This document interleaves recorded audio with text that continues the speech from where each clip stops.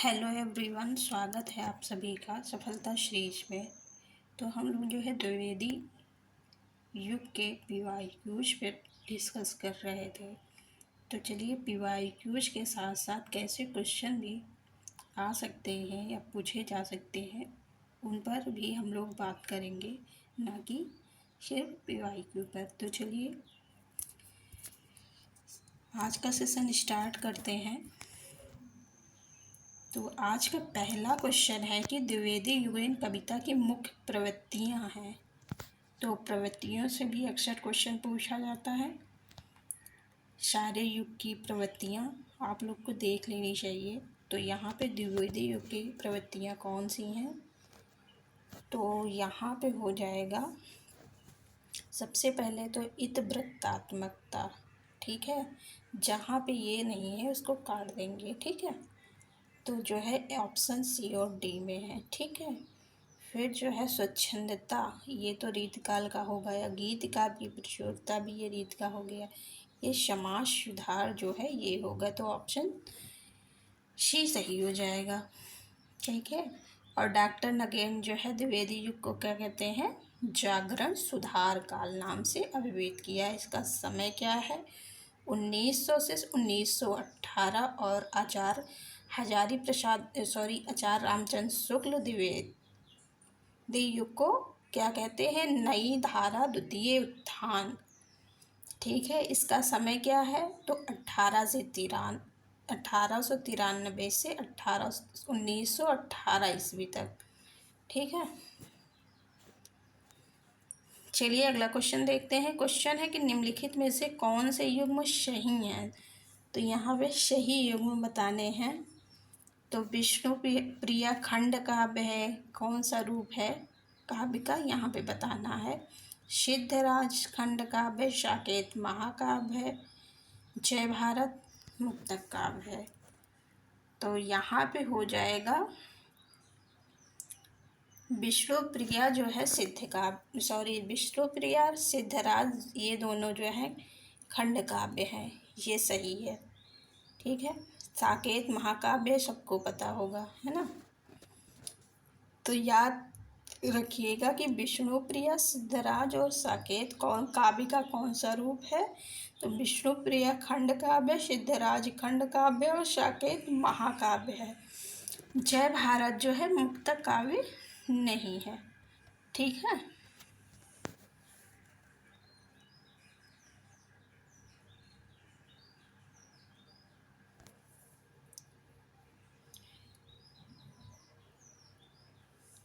जय भारत जो है इनका ये भी खंड का भी है। तो ये सारे जो है सारी रचनाएं किनकी है? तो मैथिली शरण गुप्त की ये सारी रचनाएं हैं। तो चलिए अगला क्वेश्चन देखते हैं। अगला क्वेश्चन है हिंदी में ऋतुसंहार के रचयिता कौन है? हिंदी में, संस्कृत में तो सबको पता होगा कालिदास है, पर हिंदी में बताना है तो श्रीधर पाठक ने किया था ना अनुवाद, तो श्रीधर पाठक हो जाएंगे। चलिए अगला क्वेश्चन देखते हैं। अगला क्वेश्चन है कि निम्नलिखित में से कौन सी रचना गया प्रसाद शुक्ल स्नेही की नहीं है? तो यहाँ पे स्नेही की रचना कौन सी नहीं, वो आपको बताना है। तो यहाँ पे हो जाएगा स्वप्न। स्वप्न किसका है? राम नरेश त्रिपाठी का। कब का लिखा है? ये तो 1929 का है ना। और जो है प्रेम पचीसी कुसुमांजलि और कृषक क्रंदन जो है स्नेही जी का है। तो चलिए अगला क्वेश्चन देखते हैं। क्वेश्चन है कि द्विवेदी युग नामकरण किया गया है। तो द्विवेदी युग नामकरण किसके नाम पर किया गया है? तो वो है महावीर प्रसाद द्विवेदी के नाम पर है। इनकी रचनाएं इम्पोर्टेंट हैं जो हम लोग डिस्कस किए थे। चलिए अगला क्वेश्चन देखते हैं। जगत सच्चाई सार कविता के रचयिता हैं। तो जगत सच्चाई सार जो है श्रीधर पाठक का है। श्रीधर पाठक के अनूदित और मौलिक रचनाएं हैं, सारे इम्पोर्टेंट हैं। यहाँ से एक क्वेश्चन आता ही आता है, तो चलिए देख लेते हैं इनकी अनूदित रचनाएं, है ना। तो यहाँ पे है शेफर्ड एंड फिलोसफर जो है गोल्ड स्मिथ का है ये। इसका अनुवाद क्या है? गरणीय और दार्शनिक। फिर है हर्मिट। हर्मिट भी गोल्ड स्मिथ का है ये। इसका हो जाएगा एकांतवासी योगी। फिर है डिटर्जेंट प्लेस, ये भी गोल्ड स्मिथ का है। इसका हो जाएगा उजड़ग्राम। ट्रेवलर, ये भी गोल्ड स्मिथ का है। इसका हो जाएगा शांत पथिक। और ऋतुसंहार किसका है? तो कालिदास का है। इसका ऋतुसंहार का ऋतुसंहार ही रहेगा। चलिए अगला क्वेश्चन देखते हैं। क्वेश्चन है कि हरियोध कृत काव्योपवन का प्रकाशन वर्ष क्या है? तो काव्योपवन का प्रकाशन वर्ष जो है 1909 ईस्वी है। याद रखिएगा, इम्पोर्टेंट है। अगला क्वेश्चन है कि किसके साहित्य को हम सरस्वती और इंदु में जिस प्रयोगात्मक रूप में देखते हैं वही उस साहित्य का असली रूप है? तो ये हो जाएगा द्विवेदी युग। ठीक है, चलिए अगला क्वेश्चन देखते हैं। अगला क्वेश्चन है कि विख्यात जीवन व्रत हमारा लोकहित एकांत था, आत्मा अमर है देश नश्वर यह अटल सिद्धांत था। ये पंक्तियाँ जो है किस कृति में संग्रहित हैं? यहाँ पे कृति पूछा गया है, ना कि रचयिता पूछा गया है। तो ये हो जाएगा भारत भारती। इम्पोर्टेंट है ये पंक्ति। तो ये पंक्ति ये याद रख लीजिएगा कि किसका है, ये पूछा जा सकता है। तो ये है मैथिली शरण गुप्त का। ठीक है, विख्यात जीवन व्रत हमारा लोकहित एकांत था, ये किसका है? मैथिली शरण गुप्त का, भारत भारती से। चलिए अगला क्वेश्चन देखते हैं। अगला क्वेश्चन है द्विवेदी युग की कविता है। तो यहाँ पे द्विवेदी युग की कविता पूछा है, तो कविता की विशेषता पूछना था। तो द्विवेदी युग की कविता की विशेषता क्या है? उपदेशात्मक एवं इतवृत्तात्मक। चलिए अगला क्वेश्चन देखते हैं। अगला क्वेश्चन है कि मैथिली शरण गुप्त ने इतिहास के उपेक्षित नारी पात्र को निम्न पुस्तक में प्रतिष्ठित किया है। तो ये क्वेश्चन सबको पता होगा, साकेत में। अगला क्वेश्चन है कि द्विवेदी युग का एक और नाम है। तो द्विवेदी युग का एक और नाम क्या है? जागरण सुधार काल। किसने दिया? नगेंद्र ने। अगला क्वेश्चन है द्विवेदी युगीन साहित्य में किस प्रवृत्ति की प्रमुखता नहीं है? यानी कि कौन सी प्रवृत्ति यहाँ नहीं है? तो ये देखना है, यहाँ पे नहीं पे फोकस करिएगा। तो यहाँ पे जो है ये तो हो जाएगा, सबको पता है। ठीक है, वैचारिकता भी हो जाएगा और गद्यात्मकता, लेकिन जो है काव्यात्मकता यहाँ पे नहीं है। ऑप्शन बी सही हो जाएगा। अगला क्वेश्चन है कि राजपूतियान की कथा है। तो राजपूतियान की कथा रंग में भंग जो 1909 में लिखी गई है, इसमें है। ओके, राजपूतियान की कथा किस में है? तो रंग में भंग। चलिए अगला क्वेश्चन देखते हैं। क्वेश्चन है कि साकेत की कथा का मुख्य संबंध किसके चरित्र विकास से जुड़ा है? तो वो हो जाएगा लक्ष्मण और उर्मिला। ये तो सबको पता होगा। तो चलिए अगला क्वेश्चन देखते हैं। क्वेश्चन है मैथिली शरण गुप्त द्वारा रचित जयद्रथ वध क्या है? तो क्या है? खंड काव्य है। ठीक है, अगर वध होगा तो सब खंड विखंड खंडित हो जाता है ना, तो ऐसे याद कर लीजिएगा। इसकी विषय वस्तु देख लीजिए, यहाँ से क्वेश्चन बन सकता है। तो जयद्रथ वध में महाभारत के अर्जुन द्वारा जयद्रथ के वध किए जाने की घटना का वर्णन है। ये एक खंड काव्य है। अगला क्वेश्चन है कि दिवस का अवसान समीप था, गगन था कुछ लोहित हो चला, तरुषिका पर थी अब राजती कमलनी कुल वल्लभ की प्रभा। काव्य पंक्तियों का संबंध किससे है? तो ये भी सबको पता हो गया होगा, प्रिय प्रवास से है, इसमें कितने सर्ग हैं? 17 सर्ग है। कब लिखा गया है? 14 में, यानी कि 1914 में। ये सारी बातें इसमें इम्पोर्टेंट है। इसका विषय वस्तु भी इम्पोर्टेंट है कि इस काव्य में कृष्ण के बचपन से लेकर मथुरा प्रस्थान का वर्णन मिलता है और खड़ी बोली का प्रथम महाकाव्य से कहा जाता है। तो चलिए अगला क्वेश्चन देखते हैं। अगला क्वेश्चन है कि द्विवेदी जी ने किस भाषा को कविता के सिंहासन से उतार कर खड़ी बोली को प्रदर्शित करने में काफ़ी योगदान दिया है? तो वो हो जाएगा ब्रज भाषा को। ब्रज भाषा को सिंहासन से उतारा तब फिर खड़ी बोली आई ना। ब्रज भाषा की प्रचुरता थी भारतेंद्र युग में।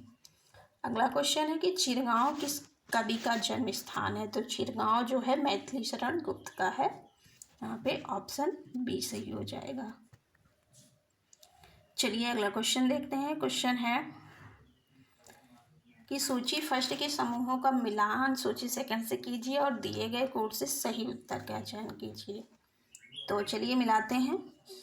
ए का हो जाएगा प्रिय प्रवास, सबको पता होगा। ए का हो जाएगा थर्ड हरिओल रंग में भंग मैथिली शरण गुप्त। बी का फर्स्ट मृत्युंजय इम्पोर्टेंट है, कई बार पूछा गया है, ये भी पता होगा। राय देवी पूर्ण का है। और पथिक तो हो जाएगा रामनरेश त्रिपाठी से। तो यहाँ पे ऑप्शन सी सही हो जाएगा। ठीक है, चलिए अगला क्वेश्चन देखते हैं। क्वेश्चन है कि रचना काल की दृष्टि से निम्नलिखित कृतियों का सही अनुक्रम बताइए। तो यहाँ पे सही अनुक्रम कौन सा है?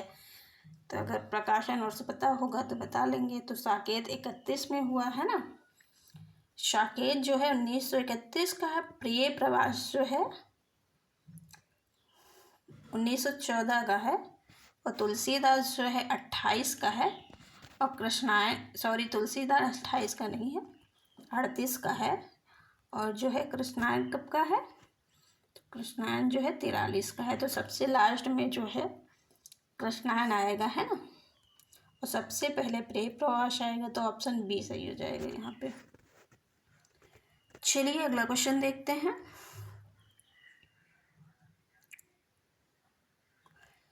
हिंदी साहित्य में कुछ नोट दिया गया है, ये इम्पोर्टेंट है, पढ़ लेते हैं। हिंदी साहित्य में रामचरितमानस के बाद राम काव्य का दूसरा स्तंभ मैथिली शरण गुप्त का साकेत है। साकेत शब्द मूलतः पाली भाषा का शब्द है। तो ये भी इम्पोर्टेंट है कि साकेत जो है किस भाषा का शब्द है? तो पाली, जिसका अर्थ क्या होता है? अयोध्या, है ना। इसमें कितने सर्ग हैं? तो 12 सर्ग हैं। चलिए देखते हैं अगला क्वेश्चन। क्वेश्चन है कि करते तुलसीदास भी कैसे मानसनाथ महावीर का यदि उन्हें मिलता नहीं प्रसाद।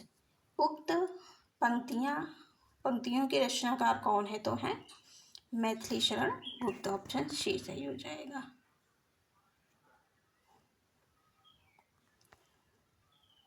ये सारी रचनाएं इम्पोर्टेंट है, आप लोग वीडियो को पॉज करके देख लीजिएगा, है ना। चलिए अगला क्वेश्चन करते हैं। क्वेश्चन है वैदेही वनवास के लेखक, सबको पता होगा अयोध्या सिंह उपाध्याय हरिओध हैं। ठीक है, वैदेही वनवास। वैदेही वनवास में सर्ग कितने हैं?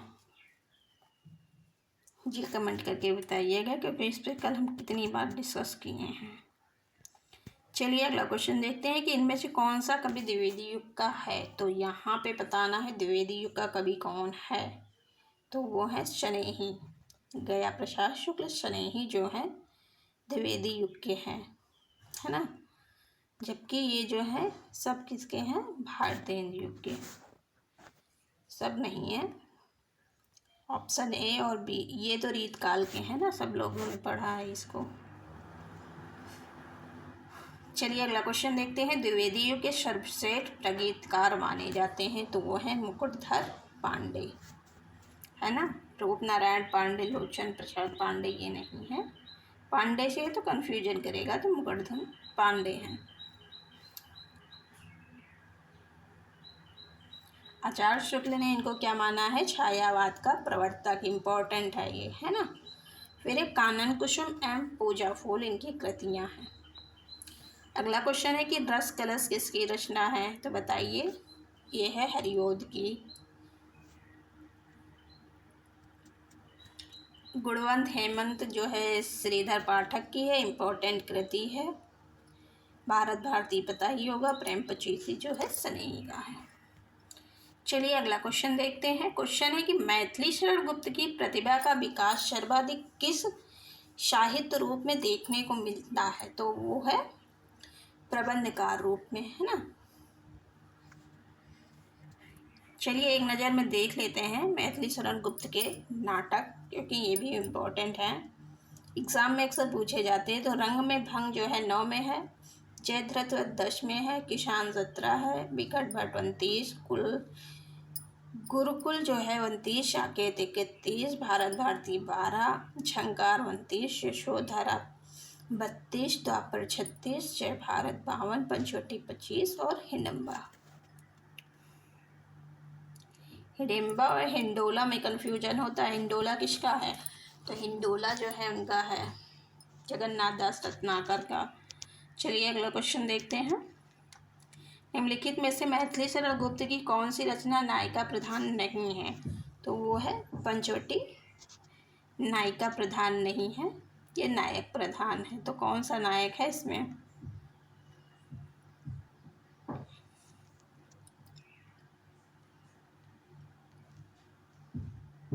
नायक इसमें कौन सा है, तो वो है लक्ष्मण, है ना, पंचवटी। और जो है चलो देख लेते हैं एक नज़र में जो है यशोधरा में कौन कौन है, तो महात्मा बुद्ध और उनकी पत्नी यशोधरा है। साकेत में सबको पता होगा लक्ष्मण की पत्नी उर्मिला। और जो है विष्णुप्रिया में पश्चिम बंगाल के प्रसिद्ध चैतन्य महाप्रभु की पत्नी विष्णुप्रिया है ना। और पंचवटी में जो है कौन से नायक है, लक्ष्मण। अगला क्वेश्चन है रंग में भंग, है ना, राजपूतियान पे लिखी कथा है नामक काव्य कृति की रचयिता कौन है, तो वो हो जाएंगे मैथिली शरण गुप्त। अगला क्वेश्चन है कि साकेत महाकाव्य का सर्वाधिक प्रसिद्ध सर्ग है, तो वो है नवम सर्ग जो है सर्वाधिक प्रसिद्ध है। तो कभी आप लोग पढ़ लीजिएगा इसे, क्योंकि बहुत प्रसिद्ध है ना ये सर्ग। चलिए अगला क्वेश्चन देखते हैं। अगला क्वेश्चन है कि अयोध्या सिंह उपाध्याय हरिओद द्वारा लिखित काव्य ग्रंथ है, तो चोखे चौपते हैं, है ना, ऑप्शन सी हो जाएगा। पथिक किसका है, रामनरेश त्रिपाठी। कनपुरिया किसका है, कनप्रिया किसका है, वासोदत्ता। कनप्रिया धर्मवीर भारती का, वासोदत्ता जो है सोहनलाल द्विवेदी का है ना। चलिए अगला क्वेश्चन देखते हैं। क्वेश्चन है कि द्विवेदी युग के संपूर्णता प्रतिनिधि कवि, तो जो हो जाएंगे मैथिली शरण गुप्त।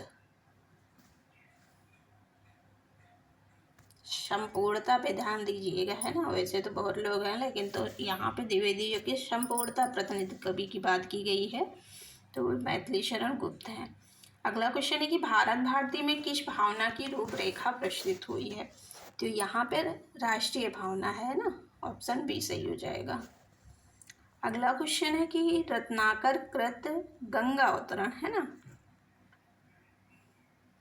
किस छंद में लिखा गया है, तो ये भी इम्पोर्टेंट है, रोला छंद में लिखा गया है गंगा अवतरण, ऑप्शन सी हो जाएगा।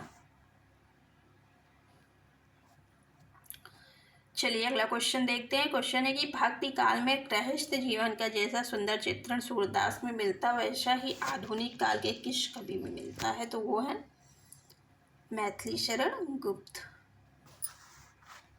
अगला क्वेश्चन है कि हिंदी भाषा के मानकीकरण की दृष्टि से कौन सा युग सर्वाधिक महत्वपूर्ण युग है, तो सबसे अधिक महत्वपूर्ण कौन सा है, वो है द्विवेदी युग, क्योंकि यहाँ पे खड़ी बोली का विकास हुआ, व्याकरण की शुद्धता पे बात की गई है ना। चलिए अगला क्वेश्चन देखते हैं कि किसान के रचनाकार कौन है, तो किसान जो है 17 में लिखा गया है, इनके रचनाकार जो है मैथिली शरण गुप्त हैं। साकेत में कितने सर्ग हैं, तो अभी पढ़ के आए हैं, साकेत में 12 सर्ग हैं ना। और जो है साकेत किस भाषा का शब्द है, तो पाली भाषा का शब्द है। और जो है साकेत लिखा कब गया है, तो 31 में लिखा गया है। चलिए अगला क्वेश्चन देखते हैं कि क्षत्रिय उठो अब तो कु यश की कालिमा को मेट दो, निज देश को जीवन सहित तन मन और धन भेंट दो। वैश्यो सुनो व्यापार सारा मिट चुका है देश का, सब धन विदेशी हर रहे हैं, पार है क्या क्लेश का। तो ये किसका है, बहुत इम्पोर्टेंट है। ऐसा लग रहा है कि ये भारतेंदु का है, लेकिन ये भारतेंदु का नहीं है, मैथिली शरण गुप्त का है। ठीक है, चलिए अगला क्वेश्चन देखते हैं। क्वेश्चन है कि प्रिय की सुदसी ये सरिताएं, सरिताएं कैसी हैं, प्रिय की सुदसी ये कानन कंतार सुसज्जित, मैं तो नहीं किंतु है मेरा हृदय किसी प्रियतम से परिचित, जिसके प्रेम पत्र आते हैं प्रायः सुख संवाद सन्निहित। उपर्युक्त काव्य पंक्तियाँ किस कवि की हैं, तो ये है राम नरेश त्रिपाठी का। इम्पोर्टेंट है, यहाँ पे आप लोग कंफ्यूज हो जाएंगे कि ये हरिओध का है। तो यहाँ पे आप लोग कैसे याद करेंगे, ये कानन कंतार जो है जंगल का पर्यायवाची होता है ना, तो यहाँ से रिलेट कर लीजिएगा कि जो है हमारे भगवान राम जो है 14 वर्ष के लिए वनवास जाते हैं, तो यहाँ से आप लोग रिलेट करिएगा तो याद रहेगा। चलिए अगला क्वेश्चन देखते हैं। राम नरेश त्रिपाठी की ये रचनाएं मोस्ट इम्पॉर्टेंट है, अक्सर पूछी जाती हैं, क्रोनोलॉजी भी पूछा जाता है। तो चलिए देख लेते हैं। मिलन 18 का है, पथिक 1920 का है, मानसी 1927, स्वप्न 1929, कविता कौमुदीन की बहुत ही महत्वपूर्ण है ये। इसमें इसकी विषय वस्तु पढ़िएगा क्योंकि हम पढ़ा चुके हैं आगे क्लास में, बहुत ही इम्पोर्टेंट है। चलिए अगला क्वेश्चन देखते हैं। क्वेश्चन है कि हिंदी के मानकीकृत जो है स्वरूप पर सबसे पहले किसने विधिवत विचार किया, सबको पता होगा आचार्य महावीर प्रसाद द्विवेदी, इसीलिए तो ये युग इम्पोर्टेंट हो जाता है। चलिए अगला क्वेश्चन देखते हैं। क्वेश्चन है कि अधिकार खोकर बैठ रहना या महादुष्कर्म है, न्यायार्थ अपने बंधु को भी दंड देना धर्म में प्रयुक्त का पंक्तियाँ किस ग्रंथ से हैं, तो ये है जयद्रथ वध से है। ठीक है, और किसकी है, मैथिली शरण गुप्त की, बहुत ही इम्पोर्टेंट है। अगला क्वेश्चन है, हम कौन थे क्या हो गए हैं और क्या होंगे अभी, आओ विचारे आज मिलकर ये समस्याएं सभी।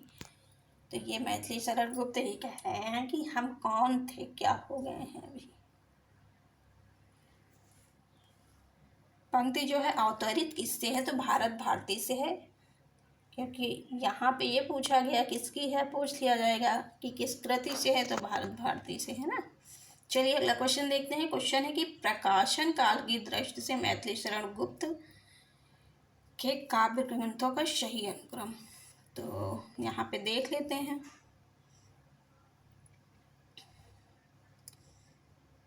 तो सबसे पहले आ जाएगा जयद्रथ वध, है ना, ये है 10 का, पंचवटी 25 का है, तो यहाँ पे ऑप्शन बी में है, ये जो है 10 का हो जाएगा, ये है 25 का, यशोधरा 52 का है, विष्णुप्रिया 57 का है। चलिए अगला क्वेश्चन देखते हैं। यशोधरा 32 का है, सॉरी कंफ्यूजन बहुत होता है इसमें, यशोधरा 32 का है। चलिए अगला क्वेश्चन देखते हैं। क्वेश्चन है कि निम्नलिखित में से कौन सी विशेषता द्विवेदी युगीन काव्य की नहीं है,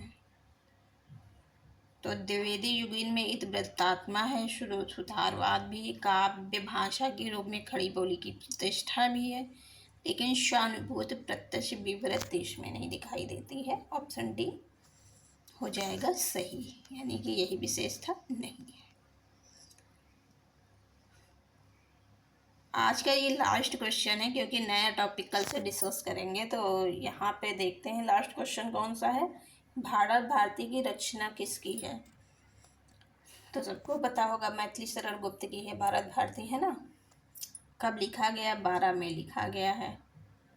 तो आज का सेशन यही समाप्त करते हैं। कल से जो है छायावाद जो है, राष्ट्रीय सांस्कृतिक चेतना एवं हालावाद जो स्टार्ट करेंगे। तो अगर जो है सेशन अच्छा लगा हो तो लाइक एंड सब्सक्राइब करना ना भूलें, और सफलता सुनिश्चित करने के लिए सफलता सीरीज से अवश्य जुड़ें। यहाँ पे PYQ के साथ साथ जो है क्वेश्चन कहाँ से बन जाएंगे ये भी बताया जाता है, ना कि केवल PYQ ही सॉल्व किया जाता है। तो थैंक यू सो मच।